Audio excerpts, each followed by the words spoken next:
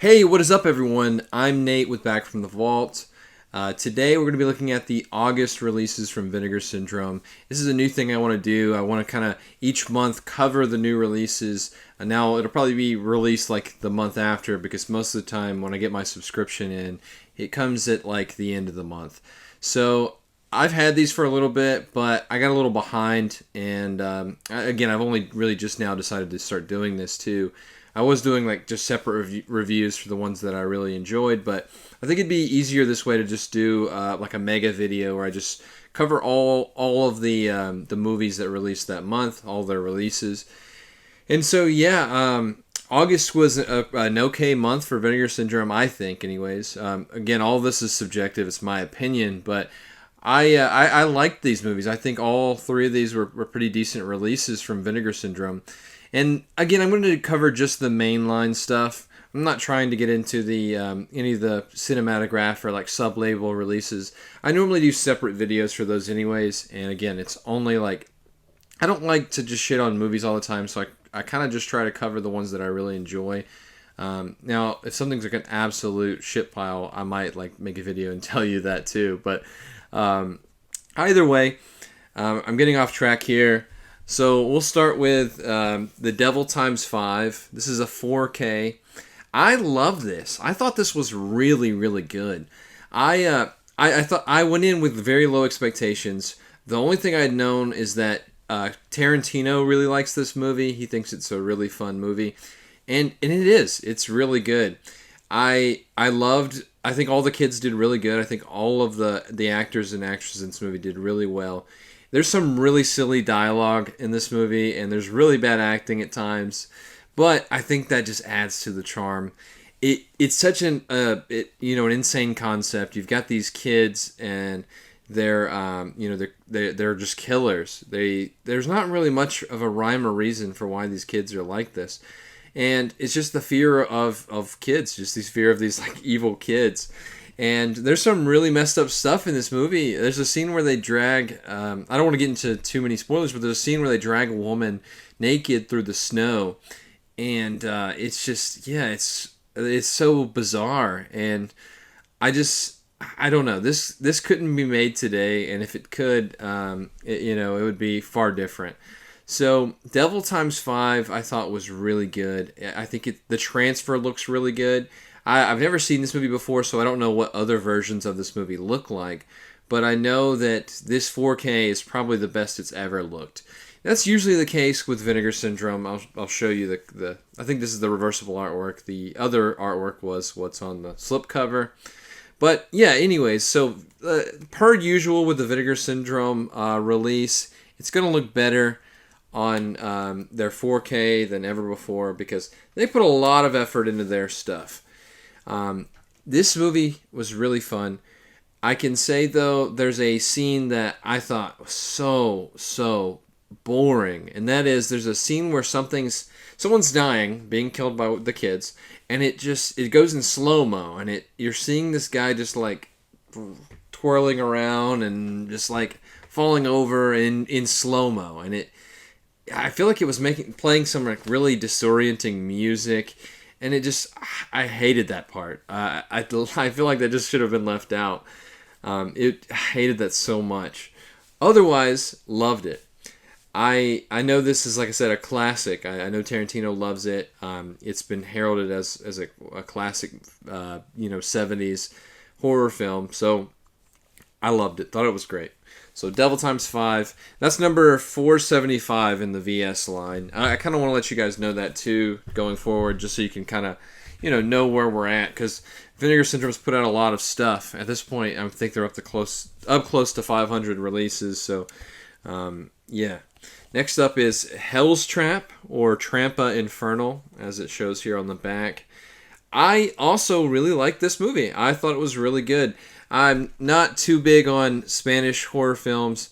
I'm in some groups on Facebook for Vinegar Syndrome, and I see all the Vinegar Syndrome people posting what they want to see come to Vinegar Syndrome, and I've seen this one a lot mentioned a lot. Trampa Infernal, it's really good.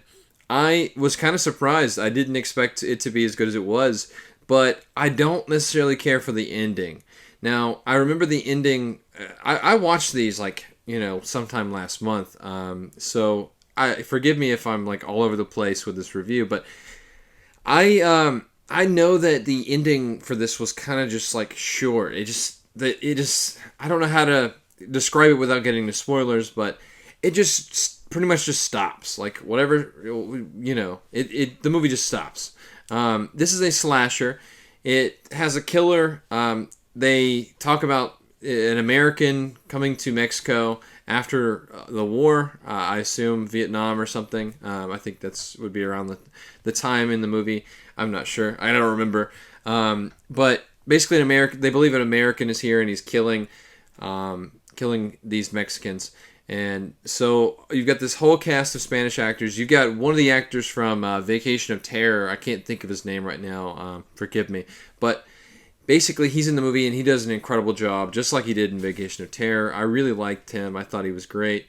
And so you've got this whole cast of characters, and they're going in the woods to hunt a presumed bear. And they're like laughing up how they're gonna take out this bear. They get there and it's not a bear at all. It's instead this crazy guy picking people off. And so I felt like the kills in this movie happen way too quick. They take out over half of the cast in the first 15 minutes. And so you'll see that when you watch the movie, that it just moves way too quick, and then it has a very abrupt ending. And that's it. So I liked it, but I feel like it should have been, I feel like stuff should have been drawn out a little longer. So, yeah, I mean, I do recommend this, but I think this would be one that you'd be safe waiting for a sale. I mean, really all three of these, you're safe waiting for a sale. But this one especially, I don't see this one going anywhere. I don't see it selling out. And I feel like it might be one of those ones that, become a sale title later on for pretty cheap. Again, really liked it. But, yeah, I mean, again, it's short.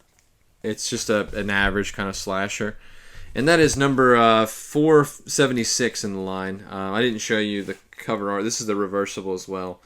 It has the slipcover art here as the reversible art. So just want to show that off too. I kind of want you guys to get a feel for what the reversible art looks like, because I know myself, if I'm watching a video of someone unboxing something or showing it off, I want to see what that reversible art looks like, because classic artwork for these movies kind of like I love that. That's one of my favorite things, is to see the classic artwork on a release.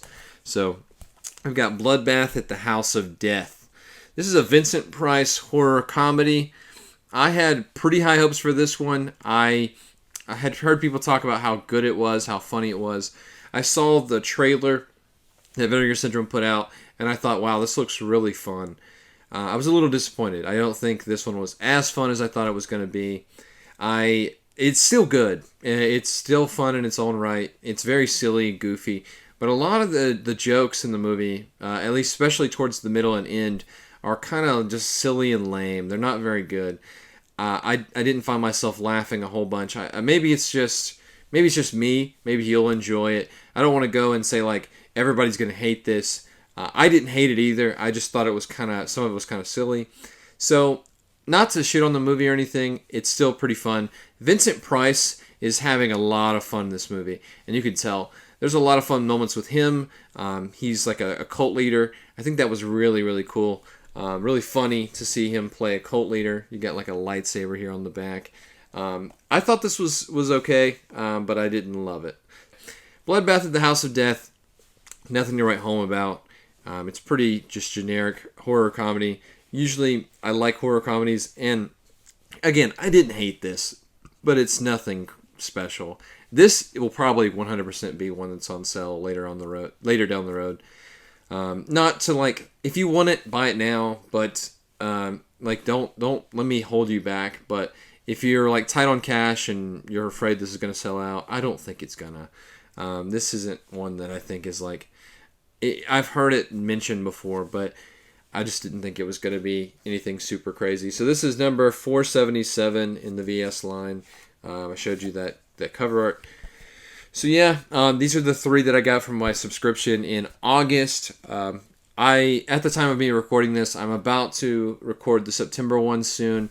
I just need to kind of gather my thoughts on a couple of those movies. So I'm going to do the September ones, and then hopefully soon I'll get my October box in, and I can do the October box review. But that will probably be closer to the end of the month. Again, I always get them at the end of the month. So yeah, I just wanted to cover these three from August. These are the three mainline VS releases. If you want to see any of the other stuff, comment below. If you want to see, just comment below any reviews you'd like to see, and I'll try to, work on that. So, anyways, yeah, thanks for watching, and if you like this kind of stuff, be sure to like and subscribe, and we'll see you next time.